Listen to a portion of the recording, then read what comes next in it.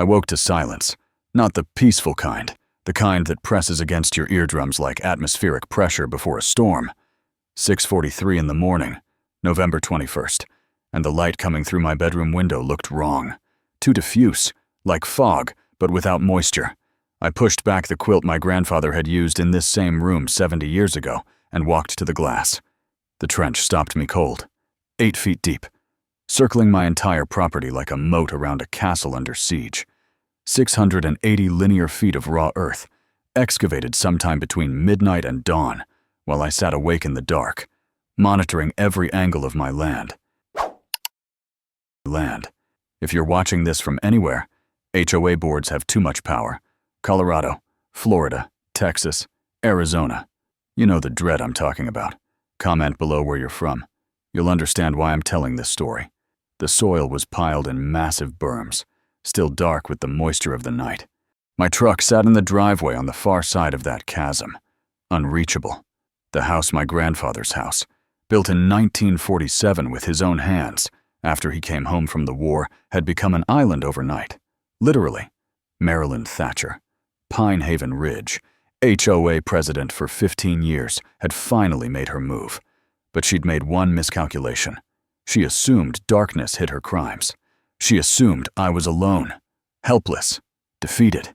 She assumed wrong, because 3 weeks ago, I'd hidden 12 cameras across my property tucked inside birdhouses, mounted under eaves, camouflaged against tree bark.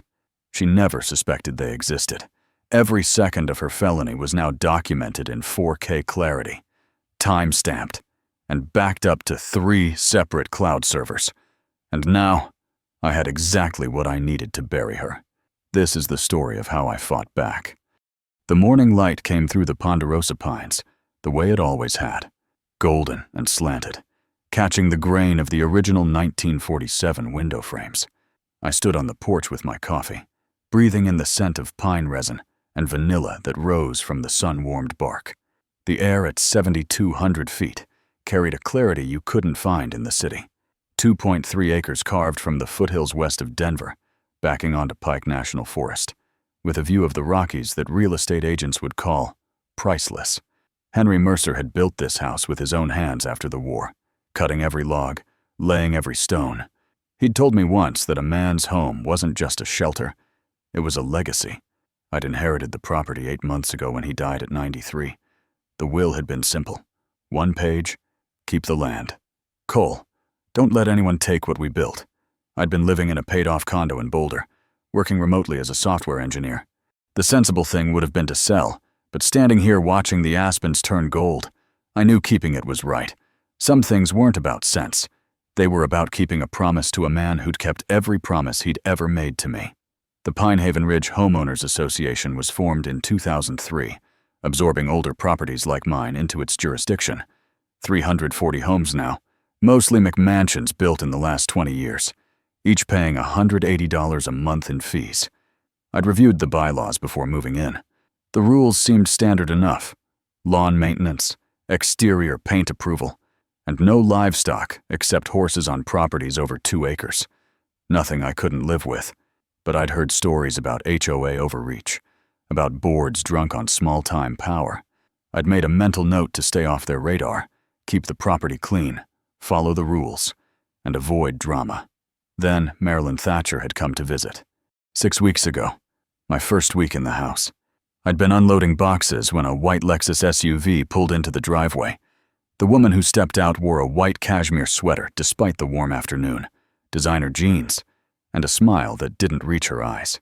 She introduced herself as Marilyn Thatcher, HOA president for 15 years. She wanted to personally welcome me to the community. We sat at the kitchen table, and she admired the craftsmanship. Then she pivoted. The HOA board was planning a community wellness center. She said, "Your land would be perfect for it. Prime location, the right size, excellent visibility. I'm prepared to offer $850,000. Cash, close in 30 days. I told her the property was worth at least $1.2 million according to every appraisal. Her smile flickered like a light bulb losing voltage. She leaned forward, folding her hands on the table. "Mr. Mercer, maintaining a property this size is expensive. HOA compliance can be complicated. There are codes, standards, and inspections. Things can become difficult if they're not handled properly. I felt the shift in the air, the subtle threat wrapped in concern. I kept my voice level. There's nothing to think over. This is my home. She stood then, smoothing her sweater. The warmth drained completely from her expression. I see. Well, if you change your mind, do let me know before things become difficult. Her SUV crunched back down the gravel drive. I stood in the kitchen feeling like I'd just failed a test I hadn't known I was taking. At the time, I'd dismissed it as a pushy neighbor. Now, standing on the porch 6 weeks later, I understood it had been a warning. The sound came first, a low mechanical hum, distinct and insistent. I looked up and saw it against the pale blue sky. A drone, larger than standard hobbyist models, was hovering 60 feet above my property. It had a red LED light underneath and what looked like a bulky pod attached to its undercarriage. Not a camera, something heavier. Thermal imaging, maybe. It circled slowly over the house, made 2 complete passes, then drifted east toward the main cluster of HOA homes. This was the 3rd time this week. Same drone, same time, always around 6:15 in the morning. I raised my phone and took a photo, but the image was grainy. Still, I saved it, opened my laptop on the porch table, created a new Excel file and titled it Incident Log. In the first row, I typed October 14th, 6:15 a.m. Drone with red LED, 3rd occurrence this week. Hovered 90 seconds. Altitude approximately 80 feet. Departed east toward the HOA office area. It felt paranoid, documenting something so minor. But my grandfather had taught me that details mattered. Small problems ignored became big problems later. By 2 in the afternoon, I was working in the yard, clearing brush from the fence line. That's when I noticed the vehicle. A black Toyota Highlander was parked across the narrow road that separated my property from the National Forest access trail. It had a decal on the driver's door, Pine Haven Ridge HOA. The man inside wore sunglasses and held a clipboard. He didn't get out. He just sat there, writing notes and watching the house with deliberate focus. I kept working, pretending not to notice, but I tracked him in my peripheral vision. 90 minutes. That's how long he stayed. Not doing anything overtly threatening, just watching. At 3:30, he started the engine and drove away without ever approaching the house. I went inside, opened the incident log again. October 14th, 2 p.m. to 3:30 p.m. Black HOA vehicle, license CVBA 4729. Driver male, 40s, clipboard remained in vehicle. No contact initiated. Watched property for 90 minutes. By evening, I'd started to feel the weight of it. The watching, the subtle pressure. I walked the property perimeter as the sun set. A routine I'd started doing every night since moving in. The light turned the pines into silhouettes. Long shadows stretched across the meadow grass. That's when I saw it. Orange spray paint on the trunk of a ponderosa. 20 feet tall, healthy and strong. The paint was fresh, still tacky when I touched it. A large X, and below it, the code R14. I pulled out my phone and checked the property survey I'd saved as a PDF. The tree was 30 feet inside my boundary line. Completely, unambiguously mine. But the marking matched the HOA tree removal codes I'd found in the community handbook. R meant remove. I stood there as dusk turned the forest gray. Something cold settled into my chest. Not fear exactly. Recognition. This wasn't about a wellness center. This wasn't about property values or community improvement. This was about power and control. About someone who wanted my land badly enough to start marking my trees for removal. To send drones over my house at dawn. To station vehicles outside my property like sentries. Marilyn Thatcher had told me things could become difficult. I'd thought it was bluster. Now, staring at that painted X glowing faintly in the dying light, I realized it had been a promise, and the campaign had already begun. 1 week later, I was sitting at my desk on a Tuesday morning, laptop open to a Zoom meeting with my development team in Boulder. We were discussing sprint velocity and code reviews. Normal work talk, but I kept glancing at the second monitor where my incident log sat open.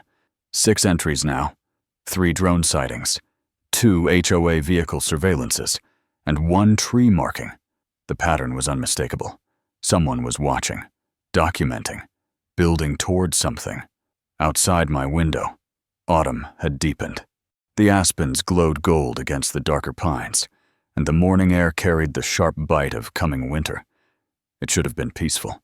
Instead, every sound made me look up. The doorbell rang at 10:30. I muted my microphone, apologized to the team, and walked to the front door. Through the window, I could see 3 people in bright orange vests standing near a white van.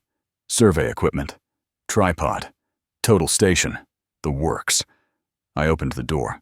The front man, mid-40s with a weathered face and a clipboard, smiled professionally. "Morning. We're here to verify property boundaries per HOA request. A complaint was filed about a possible encroachment. Just routine."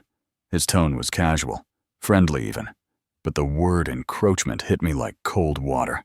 I stepped onto the porch. Encroachment by whom? On what? He checked his tablet, scrolling with a thumb. Anonymous complaint. We just shoot the lines, file the report. Won't take long. I kept my voice level. "I need to see documentation." "Who ordered this?" He turned the tablet toward me. "HOA board request, signed Marilyn Thatcher, dated October 18th. Says here, fence may violate setback code. My fence was 25 years old, installed by my grandfather, clearly inside the property line, but arguing with the survey crew wouldn't accomplish anything." "Fine, but I want copies of your findings." The surveyor nodded. "We'll submit the report to the HOA in 3 days." I waited. And to me? He hesitated, glancing at his crew. "You'll need to request that from the HOA." The answer told me everything. This wasn't a neutral survey. This was theater. I let them work, told them I'd be inside if they needed access to anything, then returned to my desk and finished the meeting. But I watched them through the window. They spent 2 hours out there, placing stakes, taking measurements, and conferring over their equipment. And that's when I noticed it. The crew leader's boots. Black leather work boots with a logo stitched on the side in yellow thread. RT Construction. Not a surveying company. A construction firm. I grabbed my phone, opened the camera app, and zoomed in. The logo was clear enough. I took 3 photos from different angles, then photographed the van's license plate and the crew members' faces as discreetly as I could. Every detail went into a folder on my phone labeled Evidence. When they finished, the crew leader knocked again. "We're all set. The report goes to the HOA by Friday." I thanked him, watched them pack up and drive away. Then I walked the property line, following the path they'd taken. That's when my stomach dropped. Orange stakes. Wooden, painted bright orange, driven into the ground at intervals along what they'd marked as the new boundary. Except that the boundary was wrong. 3 feet wrong. 3 feet inside my property line. I pulled out my phone, opened the PDF of my deed survey from 1989, cross-referenced the landmarks, the creek bed, the large granite boulder, the triple trunk pine. Every marker confirmed it. These stakes were on my land, and they were labeled New Boundary per Survey. 1019. If this survey stood, I'd lose part of my driveway, my storage shed, 6 mature ponderosa pines. More than that, I'd lose the integrity of my grandfather's deed. I called an independent surveyor, Rocky Mountain Survey and Engineering. The woman quoted me $2,400. I didn't hesitate. "When can you start 3 days?" I booked it. Then I went inside and researched Colorado HOA law. 2 hours later, I had 3 key statutes highlighted on my screen. CRS 38-33-3-209.5. HOA authority limitation over private property. They couldn't alter boundaries without consent and compensation. The setback codes Marilyn kept citing applied to new construction only. My fence was grandfathered, legally untouchable. I printed the statutes, highlighted the passages, and filed them in a binder labeled Legal Research. That evening, just after sunset, I heard a car in the driveway, Marilyn's white Lexus. She stepped out wearing a white cashmere sweater and designer jeans, her expression carefully neutral, professionally pleasant. I met her on the porch before she could knock. Marilyn. She looked past me toward the house, then back at my face. "Cole, I heard about the survey. Just routine maintenance of records. Nothing to worry about. I crossed my arms. Your surveyor's stakes are wrong. They're on my land. She laughed lightly, a sound like ice cubes in a glass. Oh, surveys can be tricky. Boundary disputes happen all the time. I'm sure I'll all sort out. Then she leaned in slightly, her voice dropping. You know, this stress. Wouldn't it be easier to just accept my offer? $875,000 now. That's 25 more than before. Cash. Close in 2 weeks. I held her gaze. No. Her expression hardened, the pleasantness draining away in an instant. She straightened, adjusting her sweater. Pity. Well, the HOA board meeting is next Thursday, 7 p.m. We'll be discussing your compliance issues. Several violations have been documented. You're welcome to attend. She turned without waiting for a response, walked back to her SUV, and drove away. I watched her taillights disappear down the road, and something crystallized in my mind. This wasn't going to stop. Marilyn had power, position, and patience. She'd done this before. I could feel it. And she'd keep escalating until I either sold or broke. I went back inside, sat down at my laptop, and opened Amazon, searched for security cameras, 4K resolution, night vision, motion detection, cloud backup. I read reviews, compared specs, and checked compatibility. Then I started adding items to my cart. Lorex 4K nocturnal cameras, Reolink models with color night vision, a network video recorder with 8 terabytes of storage, an LTE backup modem for redundant cloud uploads. The total came to $4,800. I stared at the number. It was retirement savings. But what good was retirement if I lost my home first? I clicked purchase. Then I sat back in my chair, looking out at the darkened property, and felt a shift. Something colder than anger, sharper than fear, clarity. If Marilyn wanted to play games with boundaries and manufactured violations, fine. But from now on, every move she made would be documented. Every second, every angle. Nothing she did would go unseen. 3 days later, the independent surveyor confirmed what I already knew. The HOA stakes were wrong. Sarah Chen from Rocky Mountain Survey spent 4 hours on my property with GPS equipment accurate to within centimeters. When she handed me the report, her expression was serious. Mr. Mercer, those stakes are 3 feet into your land. Whoever placed them either made a serious error or did it intentionally. I asked what she thought it was. She glanced at her truck, then back at me. In 20 years, I've never seen a licensed surveyor make that mistake. I paid the $2,400, filed her report in my legal binder, and drafted a formal complaint to the HOA, attached Sarah's findings, sent it via certified mail and email. The response came 2 days later. Matter under review. Pending board decision. That was when the utility problems started. Tuesday morning, the shower water pressure died. Strong stream to trickle in 30 seconds. I went outside in my bathrobe to check the main valve near the street. The handle was 3/4 closed when it should have been fully open. Fresh scratches on the metal threads. Dirt on the handle. Someone had tampered with it recently. I opened it all the way, then went inside and pulled up my camera footage. I installed the system 2 days ago. 12 cameras covering every angle, recording continuously, backing up to 3 cloud services. Camera 5, hidden in a fake owl decoy near the entrance, caught it at 11:47 p.m. A figure in dark clothing approached the valve, knelt, turned it 3/4 closed, then walked away. The build was slight, around 5'6". The gait familiar. I couldn't prove it was Marilyn, but I saved the clip to my evidence folder. 2 days later, my internet died. I was mid-code review when the connection dropped. Comcast said damaged underground cable. Technician within 24 hours. He arrived the next morning, traced the problem to the HOA common area, and his expression changed when he examined the cable. "Sir, this wasn't an accident. Somebody cut this with a blade. I asked him to document it." He nodded. "Already did. But Comcast won't investigate unless you file a police report. The damage occurred in the last 72 hours, during business hours, most likely." I thought about the HOA landscaping crew I'd seen working that area 3 days ago. I pulled up camera 8 footage later and found it. 3 men in green uniforms, with HOA contractor logos. One worked near the cable access point for 10 minutes. bending low with tools. When he stood, he glanced around quickly before rejoining his crew. I added it to my evidence folder. Friday afternoon. The certified letter arrived. Notice of violation. Multiple infractions observed. The list was absurd. The fence violates the setback code. False. It was grandfathered. Unapproved exterior cameras. False. Bylaws permitted them. Tree trimming required. Vague and unsupported. Vehicle parked on grass. My truck was always in the driveway. At the bottom, in bold fines, $200 per day until corrected. Total due, if not resolved in 14 days, $2,800.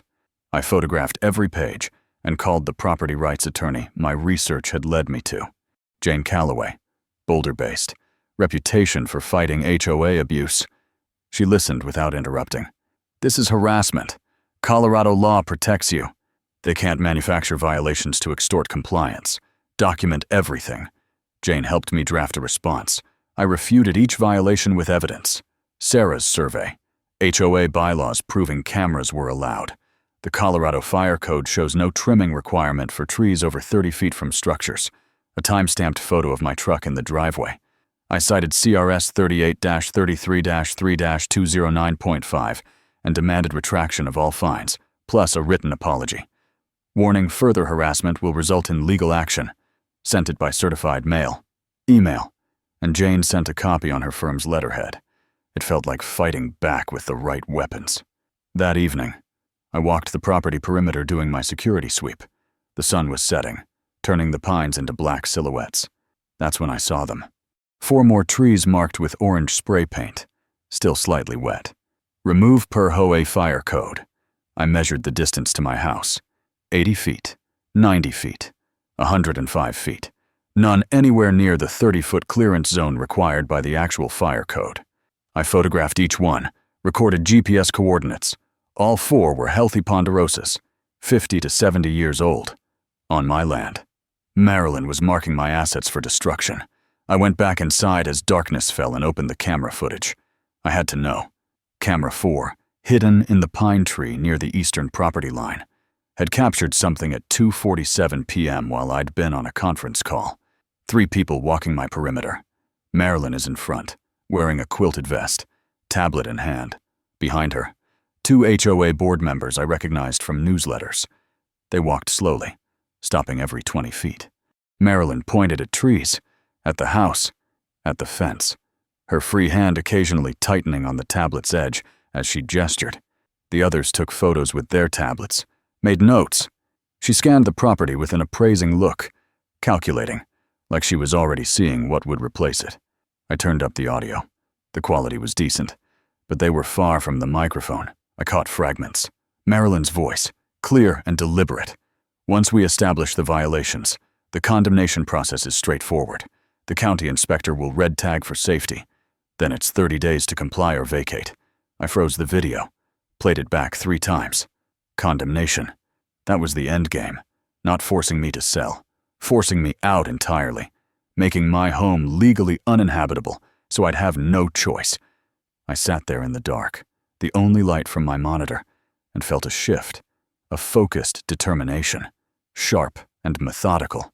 Marilyn had a plan, a timeline, and institutional power to execute it. But she'd made one critical error. She assumed I was reactive, defensive, and scrambling. She assumed wrong, because now I had her on camera, discussing condemnation, evidence of conspiracy, and the fines gave me 2 weeks, which meant she'd escalate soon.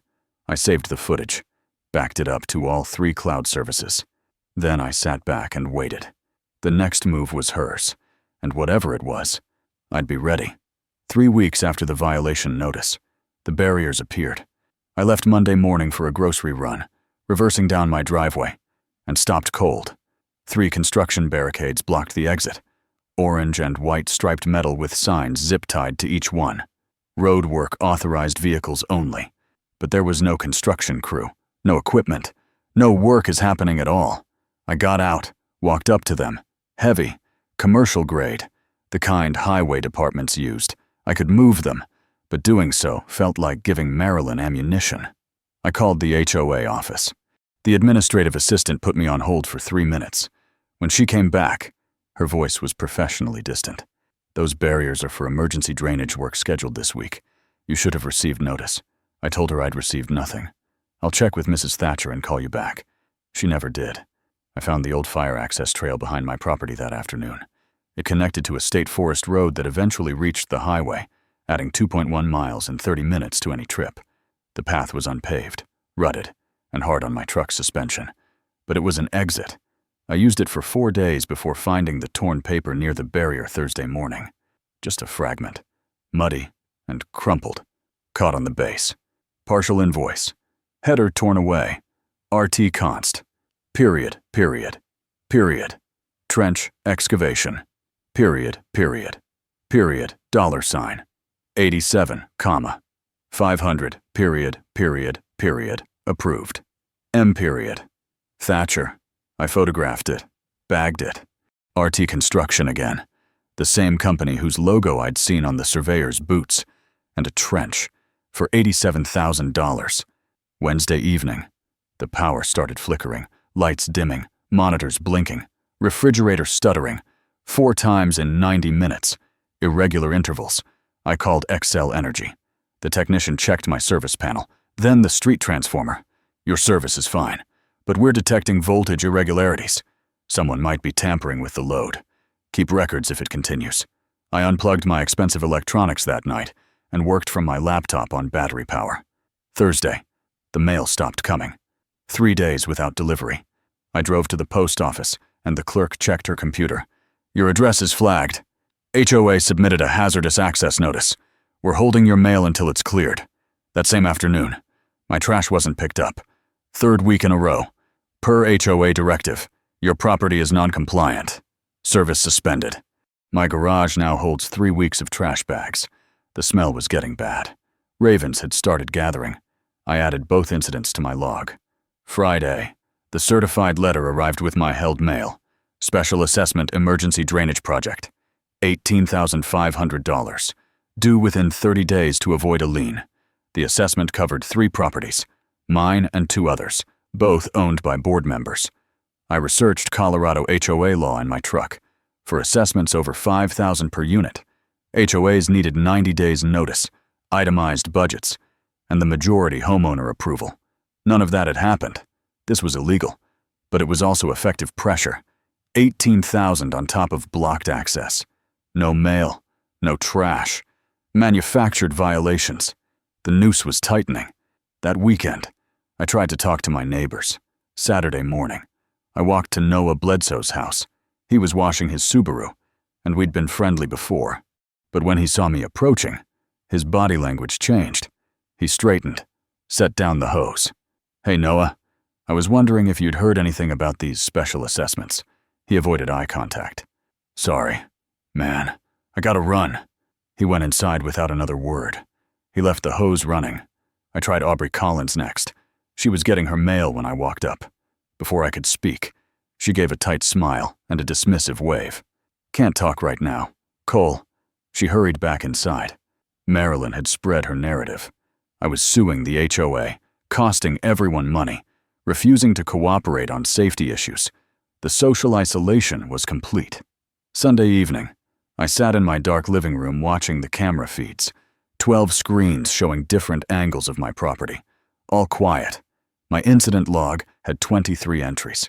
Every harassment is documented. But documentation felt passive. I was always reacting, always one step behind, always scrambling to counter the latest attack. The cameras captured everything but couldn't stop it from happening. Exhaustion was setting in. Not physical tiredness, but the deeper kind, from sustained pressure. From never being able to fully relax. I checked the feeds one more time before heading to bed.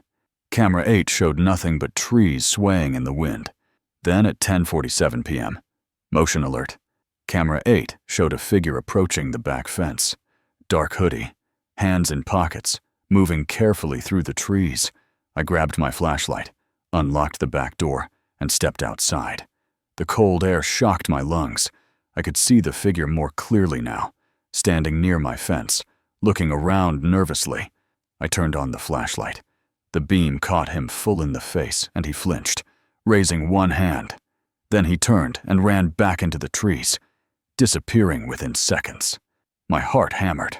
I walked to where he'd been standing. There, balanced on the fence post, was a manila envelope.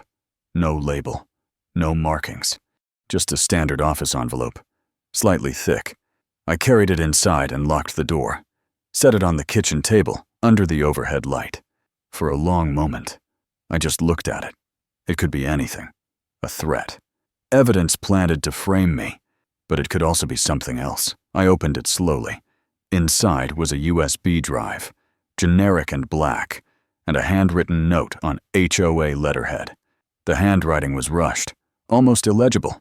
Check file, phase _3_final. You need to see this. The signature was just initials. D period, L period. Darren Lutz, the HOA property manager, the man who'd delivered violation notices, who'd measured my property line with uncomfortable eyes, and now he'd just handed me something Marilyn didn't want me to see. I held the USB drive up to the light, feeling its weight, a tiny piece of plastic and metal that might contain everything I needed, or nothing at all. Either way, the game had just changed. Someone inside Marilyn's organization had decided to break ranks, and I had exactly one choice: open it and find out why. I stared at the USB drive for a full minute before doing anything, turned it over in my fingers, examining it for damage or tampering. Generic black casing, 32 gigabytes, no manufacturer markings. It could contain malware. It could be a setup, evidence planted to frame me. But Darren had risked something to get this to me. His handwriting on that note had been rushed. Nervous. He was scared, which meant whatever was on this drive mattered. I didn't plug it into my main computer. Instead, I pulled out an old laptop from the closet, 5 years old, never connected to my home network. If there were malware, it would be contained. I booted it up, inserted the USB, and ran a virus scan. Clean. Opened the file explorer. One folder, labeled phase _3_final. Inside were 47 PDF files, 3 Excel spreadsheets, 1 PowerPoint presentation, and 2 MP4 video files. I took a breath and started reading. The emails came first.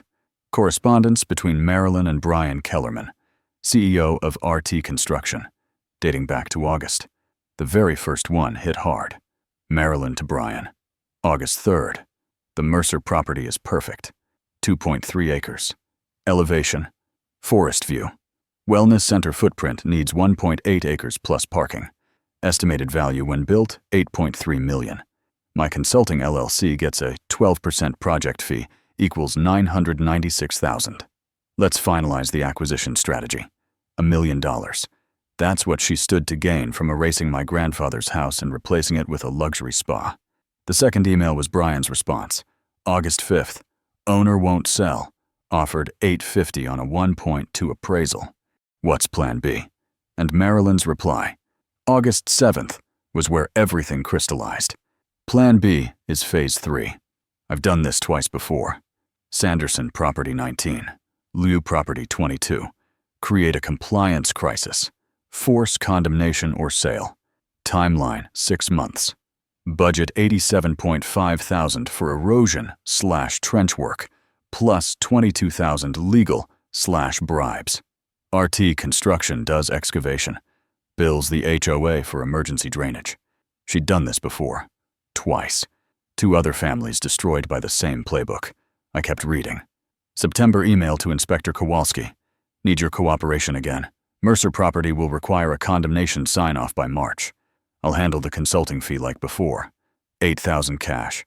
Usual drop. A county inspector on her payroll. The corruption went deeper than I'd imagined. I opened the Excel files next. Budget spreadsheet with line items that read like a criminal confession. Survey manipulation $4,500. Utility interference $1,200. Trench excavation $87,500. Legal defense contingency is $15,000. The inspector paid off $8,000. Total $116,200. Funded from special assessment to 3 homeowners. My $18,500 was helping pay for my own destruction. The PowerPoint was 34 slides of professional design. Pine Haven Wellness Center. Architectural renderings showing a 12,000 square foot building with floor-to-ceiling windows, an infinity pool, yoga studios, organic cafe. The site plan overlay showed my property. My house reduced to a transparent outline that the new building simply erased. Revenue projections, membership tiers, profit margins. She wasn't just stealing my land. She was building a permanent income stream on its grave. Then I opened the MP4 files. The first was a voice memo, audio only, recorded September 20th. Marilyn's voice, crisp and direct.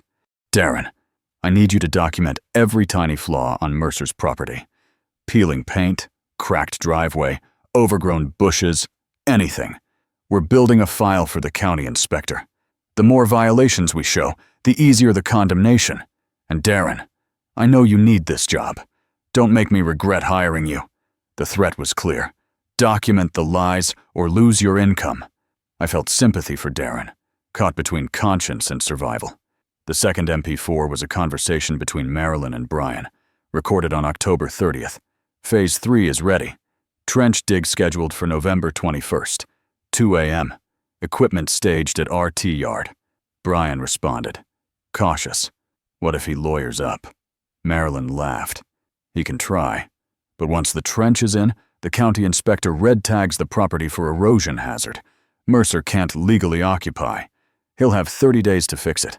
Cost estimate is $90,000, or sell to me for $600. Take the loss. Move on. Either way, we break ground by April. November 21st, 3 days from now. I had her timeline. I copied everything to 3 cloud services and 2 external hard drives, planning to hide one with a friend in Boulder. Then I emailed Jane Calloway with encryption enabled. Subject line urgent. Obtained evidence of criminal conspiracy. Need a meeting tomorrow. Attached the most damning documents. I reviewed my camera system. All 12 cameras are recording. Batteries are charged. And cloud uploads are active. I had 3 days to prepare. 3 days to turn her own timeline against her. At 11:30 p.m., someone knocked on my door. I checked the camera feed first. Darren Lutz stood on my porch, hands shoved in his hoodie pockets, looking over his shoulder every few seconds. Alone. Nervous. I opened the door with the chain still on. You left the USB. He nodded quickly. Can I come in? I can't be seen here. I let him inside, locked the door, and we sat at the kitchen table. He looked younger than I remembered. 29 maybe. Thin, with tired eyes and 2 days of stubble. His hands shook slightly when he set them on the table. I'm sorry, he started. For everything. I should have done this months ago. I asked him why now. He looked down at his hands. Because I saw the final invoice. $87,500 for a trench to destroy your house. And I thought about my daughter. She's 6. What kind of man do I want her to remember? Not this. Not someone who helped destroy a family's home for a paycheck. I told him he could lose his job. He laughed bitterly. I already lost it. Marilyn promised me a director role at the wellness center. I saw the contract yesterday. There's no such position. She's going to fire me the second this is done, just like she did to the last guy. I'm disposable. I asked what he needed from me. Keep me anonymous until after she's arrested. I have a kid to protect. But I'll testify. I'll bring every document, every recording she ever made me file. She's going down. I reached across the table and shook his hand. Deal. And Darren, thank you. You just saved my home. He stood, pulled his hood up. No, I just did what I should have done from the start. Be careful. She's relentless. If she even suspects I leaked this, I told him she wouldn't. I'd make sure of it. He left through the back door, disappearing into the trees using the same path he'd come from, avoiding street cameras, avoiding witnesses. I sat alone in the silent kitchen, the USB drive still on the table next to my laptop. November 21st, 72 hours away. Marilyn thought she was closing in for the kill, that I'd be blindsided, that I'd panic and accept whatever lowball offer she made. She thought I was isolated, defenseless, broken. She thought wrong. I had her entire plan. I had her confession. I had her budget, her co-conspirators, her timeline. and I had 72 hours to prepare a trap she'd never see coming. I closed the laptop, looked out the dark window at my property, and felt purpose sharpen into focus. In 3 days, Marilyn Thatcher would dig the hole that would bury her, and I'd be watching every second of it. November 21st, 2:17 a.m. I hadn't slept, couldn't sleep. I sat in the dark living room, laptop open on the coffee table, showing 12 camera feeds in a grid layout. Outside, fog rolled down from the mountains, thick and gray, reducing visibility to 50 feet. The temperature had dropped to 38 degrees. The moon was a thin crescent, 23% waxing, providing almost no natural light. Perfect conditions for someone who wanted to work unseen. But I'd prepared for this. Every camera had infrared capability. Every angle was covered. My phone sat on the table beside me, fully charged. Sheriff Reeves's number already entered. I'd made coffee at midnight, eaten a protein bar at 1 a.m., and now I waited.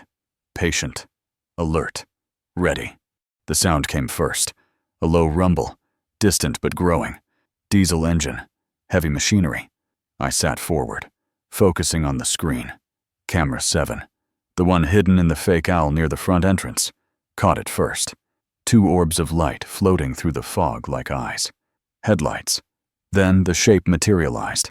A Cat 320 excavator, 44,000 pounds of yellow metal, crawling up my private driveway at 2 miles per hour. The treads crunched gravel. Hydraulic systems hissed. I could hear it through the walls now, feel the vibration in the floor. Behind the excavator, 30 feet back, came a silver Lexus SUV, Marilyn's, and behind that, a Ford F-250 pickup truck. I started the screen recording on my phone, backed it up to the camera system. Redundancy. Always redundancy. The excavator parked 15 feet from my house, dangerously close to the southwest corner foundation. The operator climbed down, a man in his 40s wearing an orange safety vest and a hard hat. He walked to the Lexus. The driver's door opened, and Marilyn stepped out. White puffer coat, absurdly pristine for 2 a.m. construction work. Blonde hair tied back, clipboard and flashlight in hand. She looked exactly like someone conducting legitimate business, except that legitimate business didn't happen at 2 in the morning on someone else's property without permission. I watched camera 3, the one mounted under the eave with the best audio pickup. Waited. The operator spoke first, his voice carrying in the cold, still air. "Ma'am, you sure about this? The property line is back there?" He pointed east, toward the actual boundary. Marilyn stepped closer to him, and camera 3 caught her face in perfect clarity. Cold, determined, focused. "I'm sure. Start here. Dig 8 feet deep, and circle the entire perimeter. I want a trench that makes this place look like a hazard zone." The operator hesitated. "But this is private property. We don't have owner consent. We don't even have permits." Marilyn cut him off, her voice sharp. "You have my authorization. HOA emergency powers for erosion control. Now dig or find another paycheck." The operator looked at his boots, then back at the excavator. After a long moment, he walked back to the machine and climbed into the cab. The engine roared, hydraulic arms extended with a high-pitched whine. The bucket, steel teeth gleaming even in the darkness, was positioned over the earth. Then it bit down. The sound was like bones breaking, metal scraping rock, earth tearing. The ground shook. I felt it through the house foundation, through the floor, up into the chair I was sitting in. My coffee cup trembled on the table. Pictures rattled on the walls. The seismograph app on my phone registered 2.1 on the Richter scale equivalent at 50 feet. The excavator scooped 400 pounds of clay and granite, lifted it, and dumped it 10 feet away with a massive thud that I felt in my chest. Diesel smoke poured from the exhaust, thick and blue-gray in the fog. The smell seeped into the house through vents and cracks. Acrid, industrial. The excavator moved forward, positioned for the next bite. 2 feet deep now, then 4 feet. The trench was taking shape, a raw wound in the earth circling toward the eastern property line. I switched between camera feeds, documenting every angle. Camera 4 caught the soil piles growing, dark mounds against the gray fog. Camera 8 captured the operator's face, tight with discomfort. A man doing something he knew was wrong. Camera 3 stayed focused on Marilyn, standing 20 feet from the excavator, arms crossed, watching her plan unfold. At 2:50 a.m., a second figure approached from the pickup truck. The foreman, older than the operator, is maybe 50. He walked up to Marilyn, had to yell over the engine noise. "Ma'am, this ain't legal. We're on private property without the owner's consent." Camera 3 caught every word, every inflection. Marilyn turned to face him fully, and what she said next was exactly what I'd been waiting for. The words that would end her. "I don't pay you to think. I pay you to dig. By sunrise, I want an 8-foot trench encircling this entire property. When the county inspector sees this erosion hazard, he'll red tag the house. Mercer will have 2 choices: sell to me at my price, or watch the county condemn it. Either way, this land is mine by April." I exhaled slowly. There it was. Confession, intent, conspiracy, extortion, all in one statement, recorded in 4K video with crystal clear audio. I saved the clip immediately, uploaded it to all 3 cloud services while the excavation continued. The foreman tried one more time. But what if he lawyers up? What if this comes back on us? Marilyn's response was ice. "I'll handle the legal fallout. I've done this before. You just do your job." The foreman walked back to the pickup truck, shaking his head. But he didn't leave. He stayed, complicit. At 3:17 a.m., a second excavator arrived. A Cat 315 smaller but still massive, is crawling up the back trail to avoid the main road. 2 machines now, working in coordination, one on the north side, one on the south. The trench deepened, 6 feet, 7 feet. The goal was 8. I switched to camera 9, the one mounted in the garage with motion detection. It caught Marilyn walking closer to the house, directing the operator with hand signals. Closer to the foundation. She pointed, gestured. "Make it look unstable." The operator moved within 8 feet of my house. A clear building code violation. Excavation deeper than 5 feet had to be at least 10 feet from structures. But Marilyn didn't care about codes. She was manufacturing evidence of structural danger. At 4:22 a.m., Marilyn's phone rang. She walked away from the noise, back toward her Lexus. Camera 4 had the angle. Perfect audio. I turned up the volume on my laptop. "Yes, Brian, right on schedule. By tomorrow noon, this place will be unlivable. Inspector Kowalski owes me. He'll sign off on emergency condemnation within 48 hours. A pause while Brian spoke on the other end. Then Marilyn continued, her voice carrying that casual confidence of someone who'd never been caught. "No, there's no way he can prove intent. His cameras. Please, who installs cameras pointing at their own yard? Even if he did, it's too dark to see anything at 3 a.m. I almost laughed. She was standing in the infrared range of camera 4. The image quality was perfect. Her face was clearly visible. Every word documented. She kept talking. "Relax. This is my 3rd time. Sanderson never knew what hit him. Sold for $680 on a 1.1 property. Lou tried to fight, but the county condemnation scared him off. Sold for $720. Mercer will be the same. By April, we're breaking ground on the wellness center." Another pause. Then she laughed. "Trust me, Brian, I know what I'm doing." She hung up and walked back toward the excavation. I saved that recording too. 3rd victim. Pattern of behavior. Racketeering territory. Every word was another nail in her coffin. At 4:58 a.m., the trench was complete. 680 linear feet, 8 feet deep, 4 feet wide. A perfect moat encircles my property. The soil had been piled into massive berms. 340 cubic yards of earth, weighing 920,000 pounds total. The mounds blocked all vehicle access. Even foot traffic would be difficult. My house was now an island. Literally. The excavator on the south side finished its section, and the operator called out to Marilyn. "We're done." That's when she directed the final piece of theater. "Back up. Get closer to the house. Scrape the corner. Make it look like erosion damage." The operator hesitated only a second, then complied. The excavator bucket swung toward my house, metal teeth extended. It scraped along the southwest corner, ripping off siding in a 12-foot section. Wood fiber and white paint peeled away. The 2x4 framing underneath showed, raw and exposed. Marilyn walked over, inspected the damage, and nodded with satisfaction. Perfect. Document this as pre-existing erosion damage to the foundation. Let's go. The crew took photos, staging the scene. Fresh yellow paint from the excavator bucket was visible on the exposed wood. Forensic evidence that this happened during the dig, not before. But Marilyn didn't notice or didn't care. She supervised the photography, made notes on her clipboard, then walked back toward her Lexus. The two excavators started their engines, preparing to leave. But Marilyn lingered. She walked around the house one more time, slowly, inspecting her work like an artist admiring a finished piece. At 5:43 a.m., she stopped at the front porch, looked up, directly at camera 1, the one mounted above my door. She thought it was decorative. A solar light, maybe. She stood there for 5 seconds, and then she whispered, not to anyone in particular, just to herself. But camera 1 caught every word. Should have sold when I asked nicely. Cole, now you'll beg me to take this wreck, and I'll offer $400.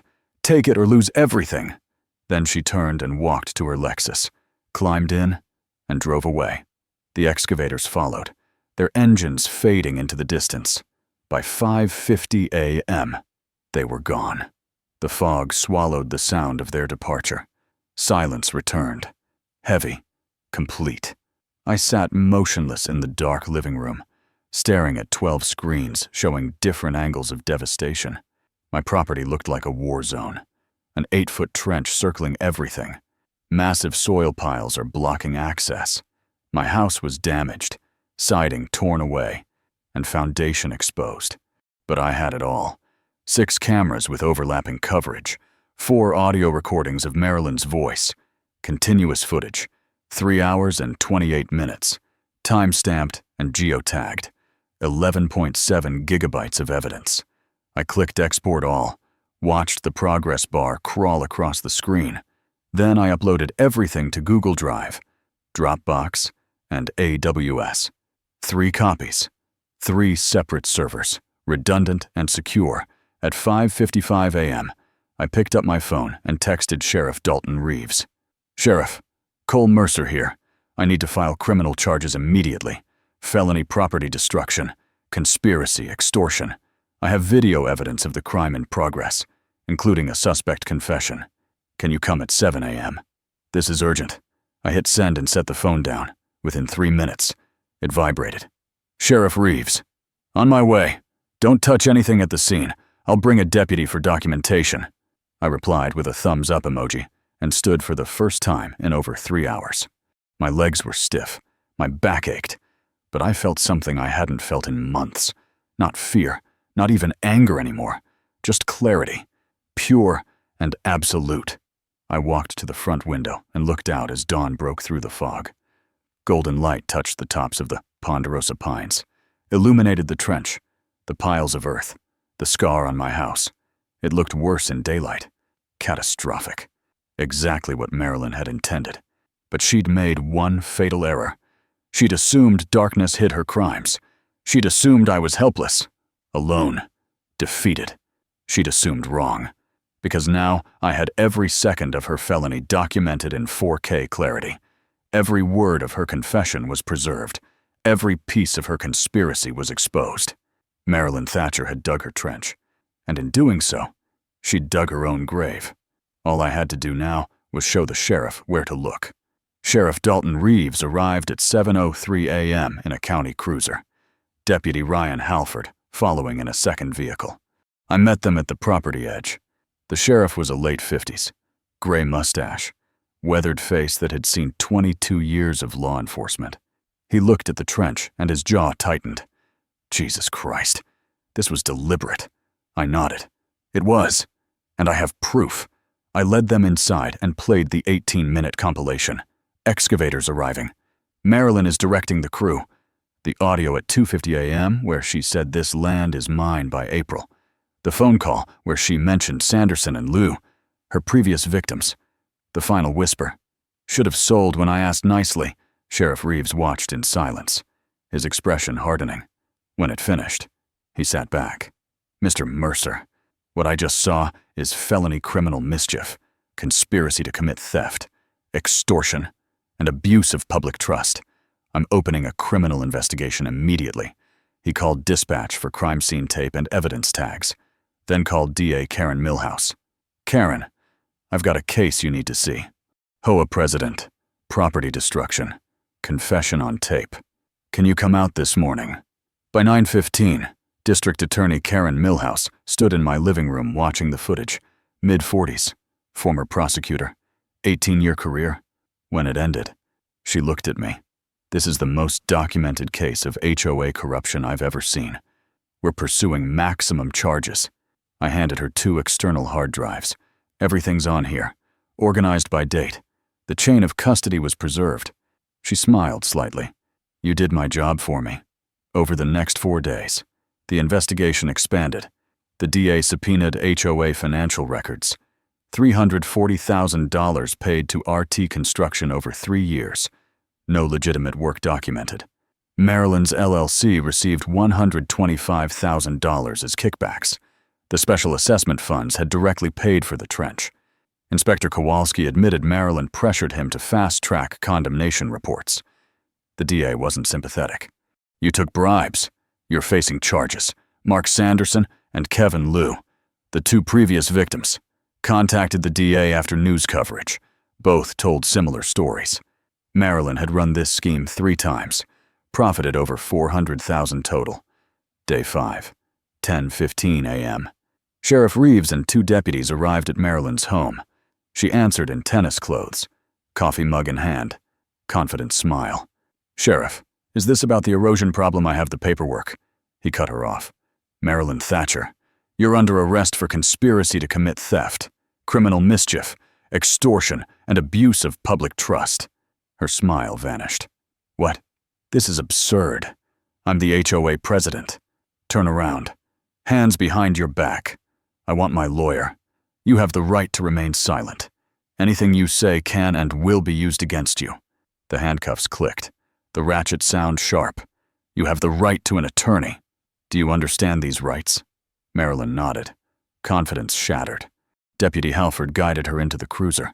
I watched from my property. 200 yards away. I didn't cheer. Just nodded once. Then turned back to the house. The arraignment happened the next day. 6 felony counts, 2 misdemeanors, criminal mischief, conspiracy to commit theft, extortion, abuse of public trust, false imprisonment, forgery. Bail was $250,000, high due to financial resources and flight risk. Marilyn posted it, but conditions were strict. Passport surrendered, GPS ankle monitor, restraining order keeping her 500 feet from me and the HOA properties. The HOA board voted 4-0 to remove her as president. Darren Lutz provided testimony, brought original documents. The board issued a written apology, published in the newsletter. RT Construction CEO Brian Kellerman was arrested 3 days later. Inspector Kowalski resigned and accepted a plea deal. Official misconduct, permanent bar from public service, $12,000 fine. Week 3, plea negotiations began. Marilyn's attorney reviewed the evidence. You're on tape confessing. Multiple times. In 4K. Take the deal. The DA offered 3 felonies. Criminal mischief, abuse of public trust, forgery, 4 years, Colorado doc plus 5 years parole, $125,000 restitution to me, $50,000 fine to the county, permanent statewide HOA board ban. Marilyn refused initially, but in week 4, she accepted. The sentencing hearing was week 5. I provided a victim impact statement. Your Honor, for 4 months, I lived in fear in the home my grandfather built after serving in World War II. Marilyn Thatcher didn't see a home. She saw an obstacle to profit. She used her position to terrorize, isolate, and attempt to destroy me financially and emotionally. The trench wasn't just around my house. It was meant to bury my family's legacy, to erase 78 years of history so she could build a spa and pocket $1 million. But she underestimated my resolve, my willingness to fight, and the power of truth. The law doesn't bow to bullies. Evidence doesn't lie. Today, justice isn't abstract. It's reality. I hope her time in prison teaches her what she never learned in power: respect for others' rights, accountability, the consequences of greed. I don't take joy in her downfall, but I take comfort knowing the law worked and my home is safe. The judge looked at Marilyn. Mrs. Thatcher, you abused the power entrusted to you by your community. You exploited your position for personal gain and destroyed the peace of multiple families. This court finds your actions reprehensible. The sentence is 4 years Colorado Department of Corrections, 5 years supervised parole, restitution to Mr. Mercer, $125,000, fine of $50,000 to the county, permanent ban from any HOA board in Colorado. Bailiff, remand the defendant. Marilyn stood as the bailiff approached. She didn't look at me, just stared straight ahead as she was led through the side door. I walked out into December sunlight. Attorney Jane beside me. You did it. That's one for the history books. I shook my head. I just wanted to keep my home. She smiled. You did more than that. You set a precedent. I drove home. 25 minutes on clear roads. The trench had been filled weeks ago. County ordered.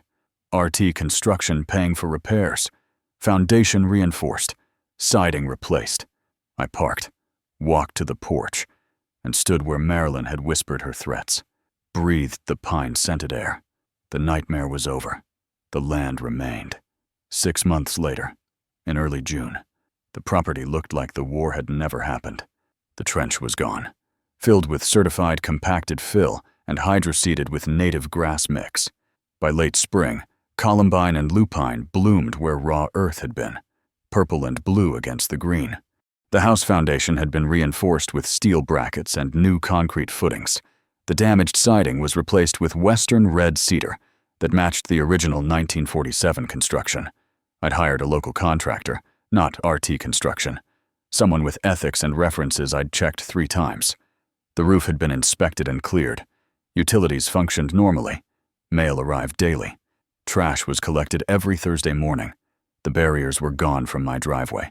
I could come and go without detours or fear. The civil lawsuit was settled in April.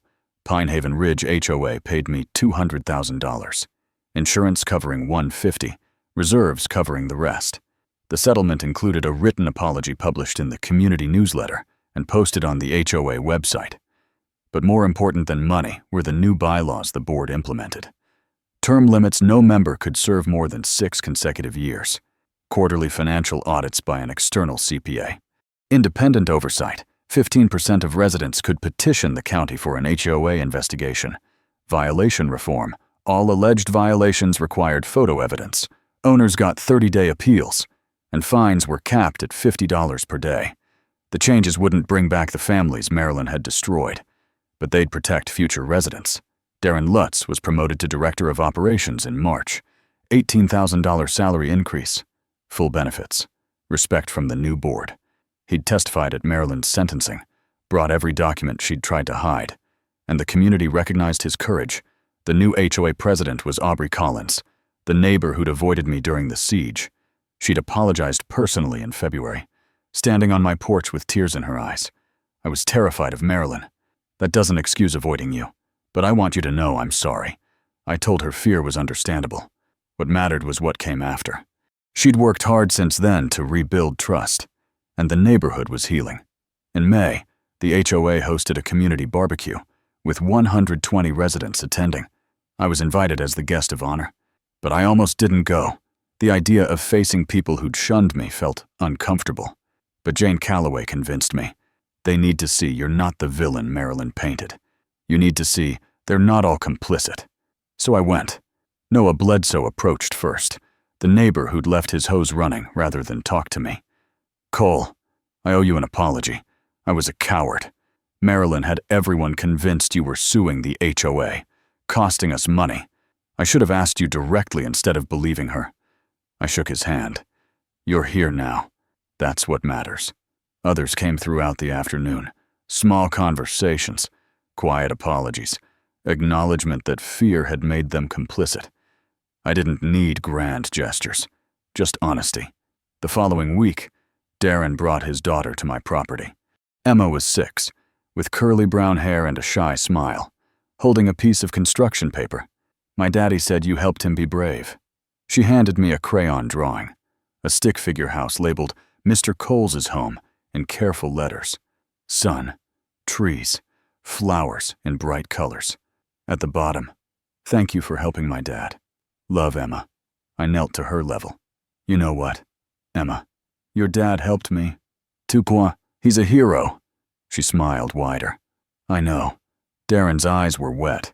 She asked to draw that. Wanted you to have it. I taped it to my refrigerator when they left.